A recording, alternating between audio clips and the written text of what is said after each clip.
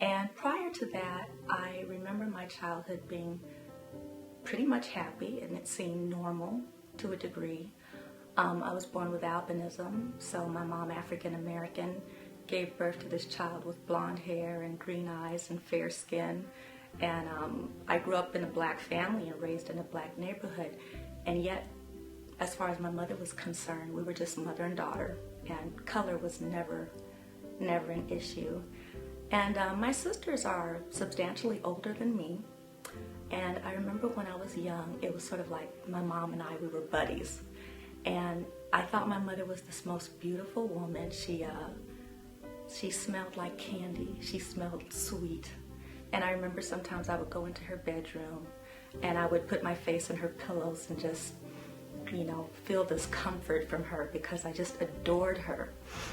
I was a kid in the 70s, so I remember late nights my mom and I would sit on her bed and she would have these big bags of peanuts, hard shell peanuts, and we'd crack peanuts and eat licorice and drink soda and watch all these 70s sitcoms and 70s game shows.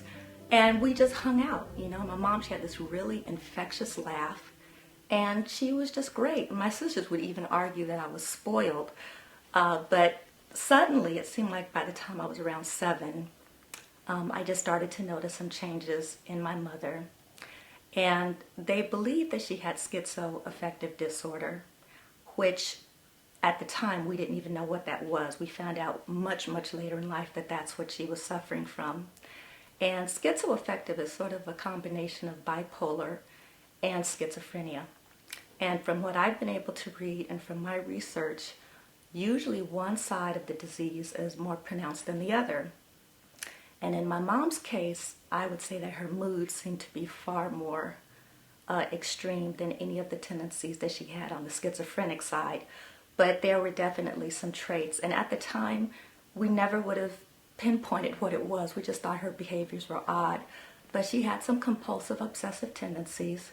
And the first thing I remember, and my sister recalls this as well, is my mom took nails and hammers and she nailed all of the windows shut. And I remember watching one of the ladies who spoke on Crooked House, I think her name was Marin, and I remember hearing her talk about how her mother had this paranoia and she would go overboard in making sure that the house was secure. Well, I felt like she was talking about my mother because my mom was the same way. She nailed all the windows shut so that you couldn't open them from the front, but you could open them from the back. And like a lot of homes in South LA, security bars were not unusual, but then for my mother, it took on like a completely different meaning. She took sticks and she would put them in all the windows that slid so that you couldn't open the windows from left to right. During the summer, the house was kept so uncomfortably hot because she never wanted the windows open. And I used to always tell my friends that I was being raised in a prison. So then by the time I was maybe 9 or 10, my sisters were pretty much out of the house by this time because they're 9 and 11 years older. And I remember I felt like it was just my dad and myself against my mom. And there was this new manifestation in my mom's disorder, which at the time we didn't know it was a manifestation, but sometimes she would just shut down and she would quit talking. And it seemed like if you didn't answer my mom quickly enough or if you didn't agree on something, she would just start to ignore you. And one day she called me and I didn't hear her. And when I finally responded, the way she punished me was by not talking to me. And it didn't just go on for one day. It went on for days, maybe even a couple of weeks. And I would just follow my mom and say, "Mom, please, I'm sorry I didn't answer you. Please talk to me." And it was almost worse than abandonment because she was physically there, but she was just shutting down and acting like I didn't exist. Then came the time when I was hitting the preteens. And this is a really difficult period of time for me, as I recall, because it seemed that's when my mother's physical and emotional and mental abuse began. And I was really a good kid. I was an overachiever. I was good in school.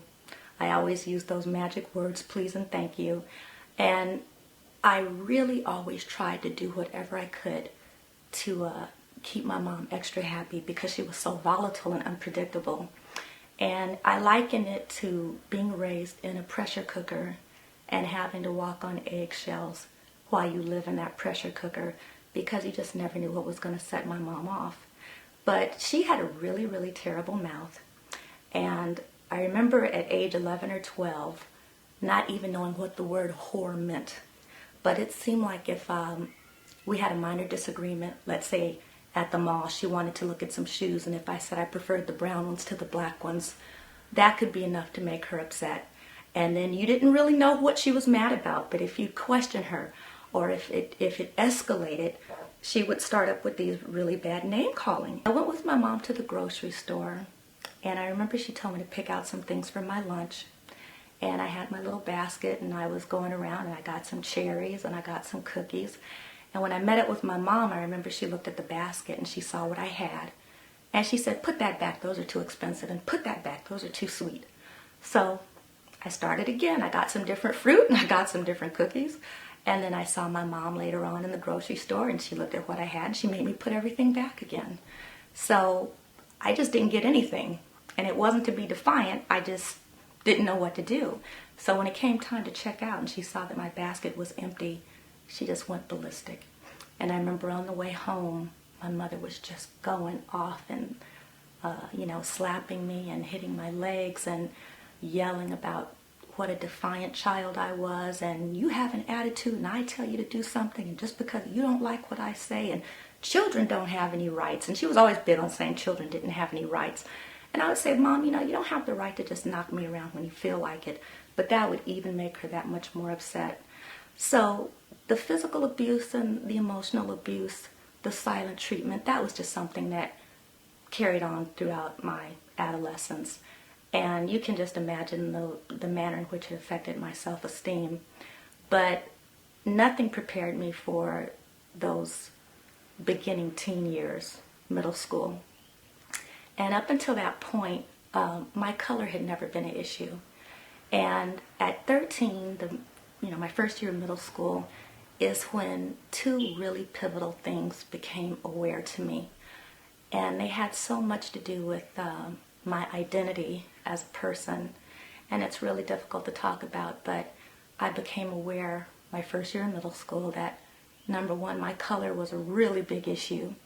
And number two, that my mother had very unhealthy, warped ideas and a very off-balance sense of womanhood and sexuality. And then I remember when I finally did reach womanhood, I was probably well into 15, and when I got my first period, I said, surely my mom is going to become that mother that I need her to be.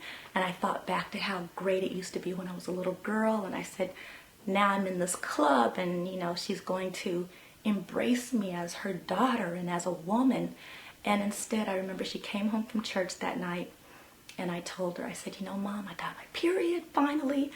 And instead of her being excited for me, I remember she just kind of hung her head, and she looked really ashamed, and not just ashamed of me, but ashamed for me.